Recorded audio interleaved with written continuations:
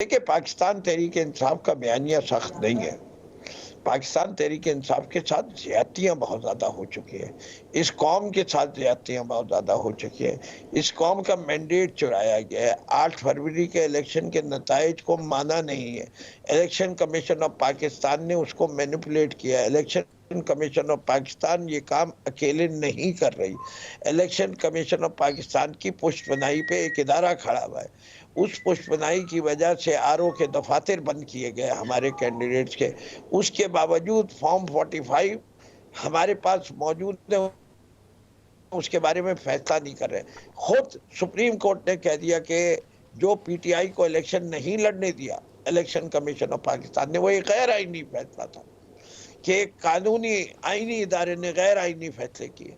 अब इन सब चीज़ों के नतीजे में जो असेंबली आई, जो सेनेट आई, जो प्रेसिडेंट साहब आए, वो सब मेरे ख्याल से गैर कानूनी है। हम इधर से शुरू कर रहे हैं। अब आप इसको जमहूरियत पे हमला कहें तो कहें, हम इसको कहते हैं जमहूरियत की बका की जंग। और हमें जब तक ये कहा जाए कि इस मुल्क का मतलब जो हम सब ला इलाहा इल्लल्लाह समझते थे, उसका मतलब कर दिया गया बार बार मार्शल्लाह।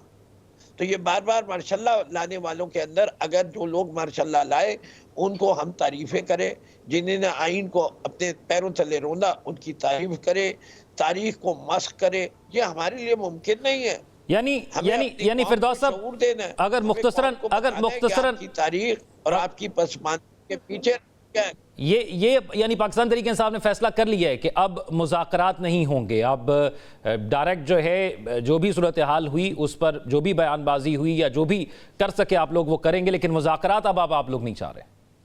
ये फैसला कर लिया जी। देखेंगे, मुज़ाकरात हम चाहते हैं।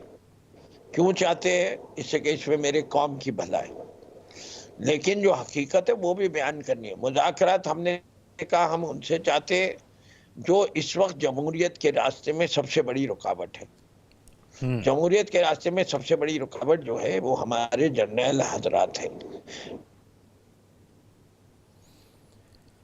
अफवाज कभी सियासत में मुलव्विस नहीं रही, लेकिन पूरी कौम को, पूरे पाकिस्तान को, 25 करोड़ अवाम को पता है कि इस मुल्क की 35 ने डायरेक्ट हुकूमत कर ली और बाकी उन्हीं ने जो है 70। चले मैं इसार राना साहब को शामिल करता हूं। ये जो आपने कहा ना कि जमहूरियत के रास्ते में रुकावट, इसार राना साहब बयान करनी चाहिए, तारीख को सही, ठीक है, तारीख को सही बयान करना चाहिए। इसार राना साहब, हम तमाम फौजियों की इज्जत करते हैं जो उन्हीं ने अपनी जानों की कुर्बानी दी है। हमारी खुद ख्वाहिश है हम भी अपने मुल्क का दिफा करते। ठीक है, फिरदौस साहब आपका पॉइंट ऑफ व्यू आ गया। आमिर खान कमानी साहब, ये जिस तरह फिरदौस अमीन मक्की साहब ने कहा कि जमहूरियत के रास्ते में रुकावट की, उन्होंने तो निशानदेही की। आपको क्या लगता है ये जमहूरियत के रास्ते में रुकावट कौन है? क्योंकि बिलावल भुट्टो जरदारी साहब ने जो कल बयान इमरान खान साहब के सोशल मीडिया हैंडल से आया है उसमें कहा है कि ये जमहूरियत पर हमला है, और ये जो बयानात की सख्ती है ये कम नहीं हो रही पाकिस्तान तहरीक इंसाफ की जानिब से। इसमें कोई शक नहीं है, ये जो हैंडल से बयान है पीटीआई की तरफ से सख्त बयान आते हैं कि दूसरी तरफ भी सख्ती की कमी नहीं है ना, लेकिन को भी कॉर्नर तो किया हुआ है। और अब देखें जो आज जो असेंबली में सारा शोर मचा हुआ है, कल इम्कान है कि संडे के दिन आईनी तरमीम जो पेश कर दी जाएगी, उसका भी सबसे ज्यादा नुकसान तो बगैर तहरीक इंसाफ को ही लग रहा है ना। तो वो चीजें ऐसी जा रही हैं कि बुलडोज करने की कोशिशें बहरहाल हुकूमत की तरफ से हो रही हैं।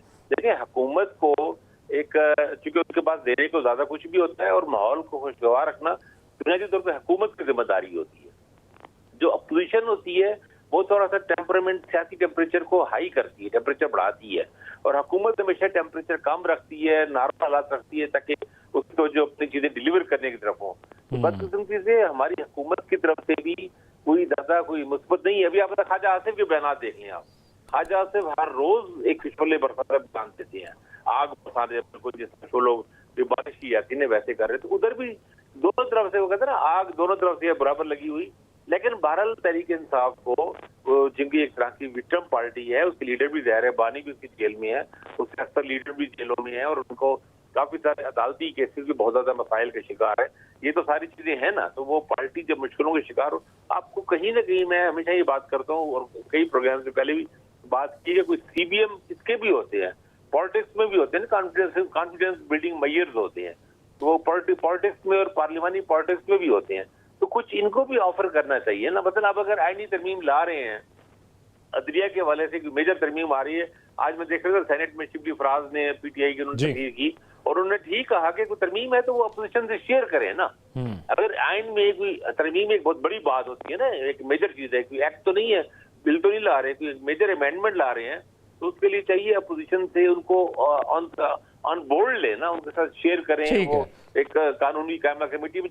तो पीटीआई की तरफ से भी सख्त बयान, सख्त इशारे आ रहे हैं, लेकिन हुकूमत भी उसको कोई नरम या कोई सॉफ्ट या इंगेज नहीं करना चाह रही, वो उनको कॉर्नर करना चाह रही है। ठीक है, तो आप लगता है कि हुकूमत का जो रवैया है वो प्रोवोक कर रहा है। इसार राना साहब, आपको लगता है कि मौजूदा सिचुएशन के अंदर हुकूमत प्रोवोक कर रही है तहरीक इंसाफ को? इसकी वजह से वो हमने देखा कि जो इस्लामाबाद में जलसा होता है उसमें भी सख्त बयान आते हैं वज़ीर आला KPK की जानिब से, और फिर इमरान खान साहब का सोशल मीडिया से एक बयान सामने आता है, वो प्रोवोक हो गए हुकूमत की ताज़ा सूरत हाल के हवाले से जो फैसले वो कर रही है? नहीं, हुकूमत तो कहीं मैटर ही नहीं कर रही भाई, हुकूमत तो कहीं मैटर ही नहीं कर रही, तो वो हुकूमत क्या प्रोवोक करेगी? चेपिद्दी शोरबा, इन्होंने क्या प्रोवोक करना? ये सिर्फ अपनी नौकरियां बचाने के लिए निकले हुए। मुझे हैरत है कि बिलावल साहब की जो तकरीर है उस पर जुल्फकार अली भुट्टो जन्नत में और मोहतरमा बेनजीर भुट्टो कितनी तक परेशान होंगी कि जिस एस्टेब्लिशमेंट से वो लड़ते रहे, आज बिलावल भुट्टो उसकी तर्जुमानी कर रहा है और खुद को लीडर भी कह रहे हैं। तो और ये कि ये हुकूमत प्रोवोक करेगी कोई, ये तो बराह रास्त जो लड़ाई है एस्टेब्लिशमेंट और पीटीआई की, इसमें हुकूमत कहीं नजर ही नहीं आती, ना इनका कोई वजूद है। अब इमरान खान के जो ट्वीट के ऊपर इतना शोर है, तो भाई 5 अरब 50 अरब का अपने VPN लगवाया, तो आपको नहीं पता चल रहा कि ये कहाँ से एक्टिव है? जो आप FIA की टीम भेज रहे हैं वो कर रहे हैं, तो वो VPN किस चीज के लिए लगवाया था हमने? अगर आपको यही नहीं पता चल रहा कि कहाँ से जनरेट हो रहा है, हम तो समझते थे कि VPN जो है वो हवा में उड़ती हुई चिड़िया के भी पर गिन लेगा, और आप जनाब तफ्तीश के लिए वहां जा रहे हैं।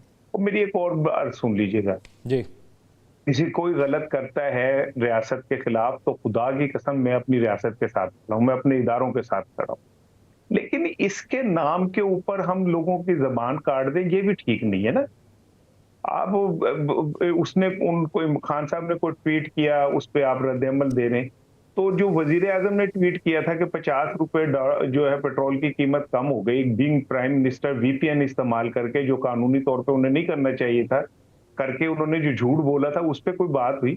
20 अरब डॉलर पाकिस्तान के निकल गए खामोशी से सॉरी, उस पाकिस्तान के जो 1.5 अरब डॉलर के लिए IMF के तलबे चाटता है। FIA ने उस पर तो कोई तहकीक नहीं की, बिलावल भुट्टो ने उस पर तो कोई 2 जुमले नहीं बोले, पार्लियामेंट में उस पर तो कोई बात नहीं हुई। ये एक वसीतर कौमी मफाद के लिए साराना से, हाँ जी, वसीतर, वो जो वसीतर इन्वर्टेड कामाज में है ना, वसीतर कौमी मफाद, वो आड़े आ जाता है। और अगर आपके पास सिर्फ इमरान खान ही रह गया है, उसके आटा गूंदे हिल्दी क्यों में, और उसकी हर चीज ही आपको वो लगती है, तो करते रहे, उससे उसको क्या फर्क पड़ रहा है? सुबह से आप शुरू होते हैं याजूज माजूज इमरान खान की दीवार चाटने के लिए, रात तक चाटते रहते हैं और थक के सो जाते हैं, फिर दीवार सुबह वहीं खड़ी होती है।